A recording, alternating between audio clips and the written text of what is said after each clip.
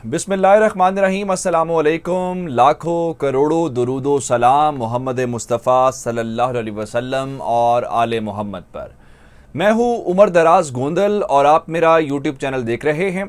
Daesh को लेकर तालिबान ने कल बहुत सारी कार्रवाइयाँ की थी और हमने देखा कि काबुल के अंदर न सिर्फ कुछ लोग मारे बल्कि कुछ लोग गिरफ्तार भी किए। उसके बाद आज जब हम आपको खबर दे रहे हैं तो एक मजीद खबर आई है कि रात गए तालिबान ने कुछ मजीद कार्रवाइयाँ की हैं। जो कुन्नड़ सूबा है, कुन्नड़ सूबा इस वक्त टीटीपी और दाइश का एक मरकज बना हुआ है, क्योंकि इन दोनों का आपस में इकट्ठ भी हुआ है। और टीटीपी को तो इंगेज पाकिस्तान भी कर रहा है और तालिबान भी इंगेज कर रहे हैं, लेकिन जो दाइश है वो तालिबान के खिलाफ कार्रवाइयां करके दुश्मन के एजेंडे के ऊपर काम कर रही है। जिसका मतलब ये है कि तालिबान ने इस वक्त वो सिक्योरिटी अवाम को नहीं दी जो दी जानी चाहिए थी। काबुल के अंदर भी लोग महफूज नहीं है और दाइश किसी वक्त भी अटैक कर सकती है। जिसके बाद इन्होंने कुन्नड़ के अंदर एक बड़ा काम किया है और दाइश के सूबाई चीफ को उड़ा के रख दिया है।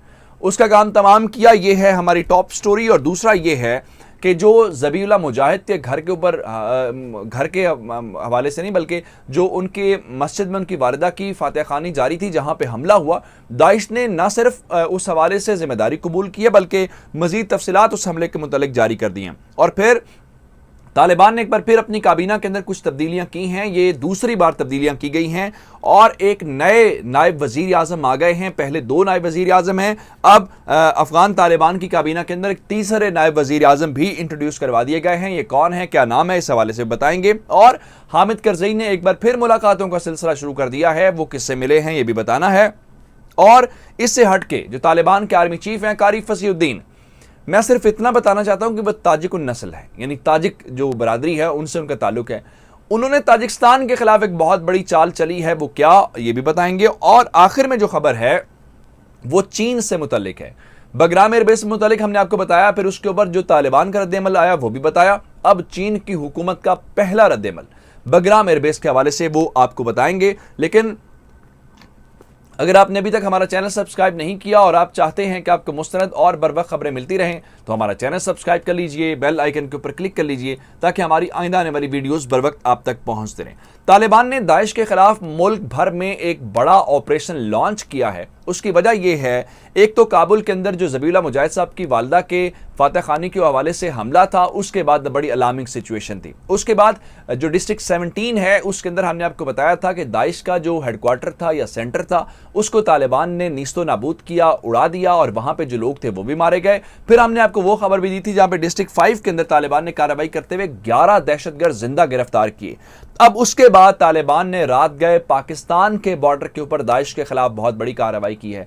कुन्नड़ सूबा वो सूबा है जहां से पाकिस्तान के खिलाफ बहुत ज्यादा दहशतगर्दी की कार्रवाइयां की जाती हैं। यहां पे हुआ ये कि कल यहां से एक आईईडी अटैक किया गया तालिबान के ऊपर और इस अटैक के मुतालिक हमें ये बताया गया है कि वाटापुर का ये जिला है कुन्नड़ का, वहां पे तालिबान के 3 लोगों की जान गई। उसके बाद तालिबान की जो स्पेशल फोर्स है वो हरकत में आई और तालिबान की स्पेशल फोर्स ने रात गए जो कुन्नड़ का इनका सूबाई चीफ था दाइश का सॉरी उसका काम तमाम किया है। और जो सूबाई चीफ मारा गया है उसकी शनाख्त के मुतालिक भी बताया गया है, गुल हकीम इसका नाम है। ये सिर्फ अकेला नहीं मारा गया बल्कि इसका एक सहूलतकार या एक साथी भी इसके साथ जा जो इसके साथ अंजाम को पहुंच गया है। और ये दोनों जो इसका साथी है वो भी वाटापुर के गांव कामचे के ये दोनों रिहायशी थे, लेकिन तालिबान ने इनको मार के एक बड़ा पैगाम दिया है कि जो भी अब यहां पे काम करने वाला सूबाई चीफ को मारने का मतलब यह है कि अब यहां पे मामला कोई मुनासिब नहीं होगा दाइश के लिए, अब इनका अंजाम आने वाला है। अब आपको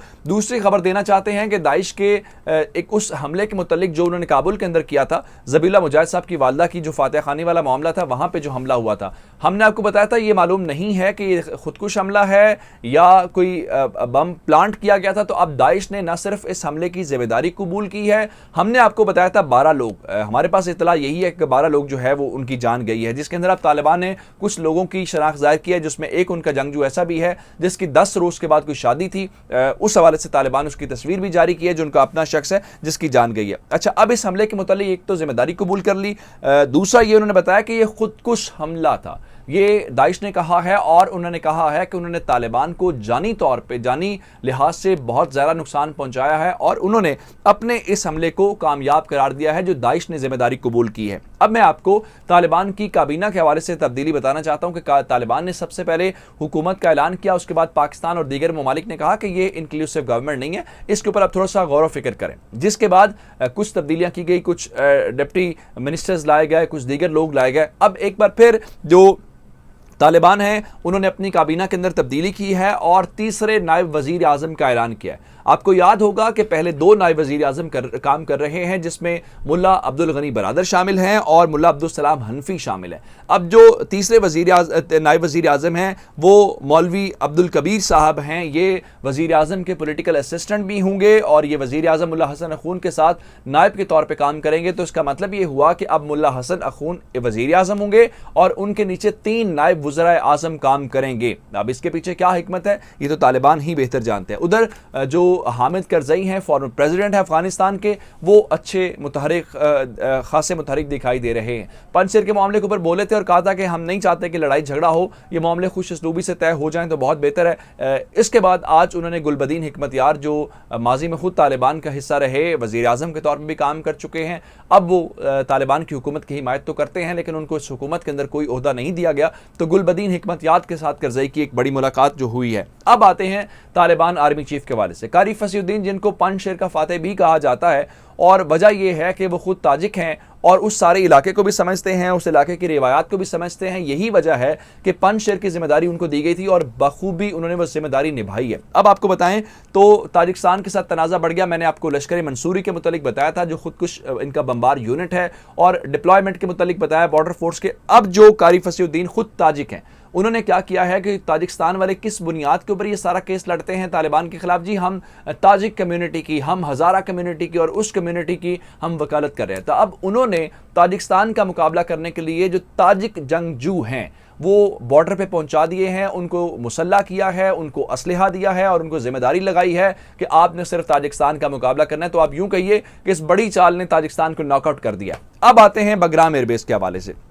बगराम एयरबेस के हवाले से मामला उस वक्त शुरू हुआ जब एक तवील अरसे के बाद, या आप यूं कहिए जब अमेरिका छोड़ के गया, बगराम एयरबेस खाली हुई, तो उसके बाद पहली बार जब तालिबान की हुकूमत के दौरान उसकी बत्तियां जलाई गई हैं, वहां पे रोशनियां देखी गई, तो पहला ये सवाल लोगों ने उठाया कि क्या चीनी आ गए हैं। उसके बाद हमने देखा कि तालिबान ने उसकी तरदीद की, कहा कि बगराम एयरबेस के वजह से ना कोई मुआहदा हुआ है ना चीनी आए हैं। लेकिन उस तरदीद के बाद दोबारा एक खबर आई और हमने आपसे वो शेयर भी की कि वहाँ पे जंगी तैयारे लैंड कर रहे हैं। ये किस मुल्क के हैं? जिस पे दोबारा जो सवाल है वो चीन के ऊपर उठा। अब चीन ने उसका रद्देमल दिया है। जो चीन के सफ़ीर हैं अफगानिस्तान के अंदर, वो बोले हैं, वो बहुत एक्टिव हैं, वो तालिबान के साथ मिलते भी हैं। तो उन्होंने कहा है कि ये जो चाइनीज़ ट्रूप्स का बगराम एयरबेस के हवाले से बहुत बड़ा दावा किया जा रहा है, ये मुनासिब नहीं है, ये दुरुस्त नहीं है, ये फैब्रिकेटेड न्यूज़ है और ये बाहर से एक एजेंडा इनको दिया जा रहा है इस हवाले से बात करने का। इसका हकीकत से कोई ताल्लुक नहीं। इसका मतलब ये है कि तालिबान ने भी तरदीद कर दी है और चाइना ने भी तरदीद कर दी है, तो हमें उनकी तरदीद के ऊपर यकीन करना चाहिए। बाकी अगर कोई मुआहदा या कोई इस किस्म की एक्टिविटी होगी तो वो सामने भी आ जाएगी और हम आप तक जरूर पहुँचाएंगे। मुझे उमर दराज गोंदल को फेसबुक, ट्विटर, इंस्टाग्राम के ऊपर फॉलो कर सकते हैं। मेरा यूट्यूब चैनल सब्सक्राइब कीजिएगा। आपकी इस बातों का बहुत शुक्रिया। खुदा हाफिज़।